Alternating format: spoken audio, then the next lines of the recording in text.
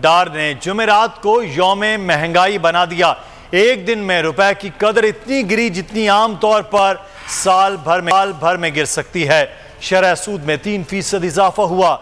Dollar 18 रुपए महंगा हुआ। सोना 9,000 रुपए से ज्यादा महंगा हो गया। IMF की एक और शर्त पूरी कर दी गई।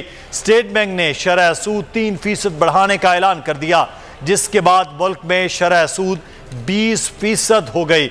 मुल्क की तारीख की बुलंद तरीन सतह पर पहुंच गई। स्टेट बैंक ऑफ पाकिस्तान की जानिब से जारी मॉनिटरी पॉलिसी बयान में कहा गया शरह सूद 3% बढ़ा रहे हैं, जिसके बाद शरह सूद 20% होगा।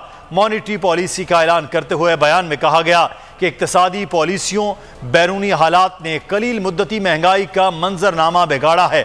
IMF ने स्टाफ लेवल मुआहदे से कबल पाकिस्तान से शरह सूद बढ़ाने का मुतालबा किया था। स्टेट बैंक ने गुज़श्ता तो सिर्फ 17 महीनों में शरह सूद में 13% इजाफा किया। मौशी माहिरीन का कहना है कि गुज़श्ता खदशा यह है कि इस बात का कि आने वाले दिनों में मौशी मुश्किलात में मजीद इजाफा होगा, क्योंकि शरह सूद में जिस तेजी से इजाफा किया गया उसकी मिसाल गुज़श्ता कई दहाइयों में नहीं मिलती है। खबरों में आगे देखिए, डार के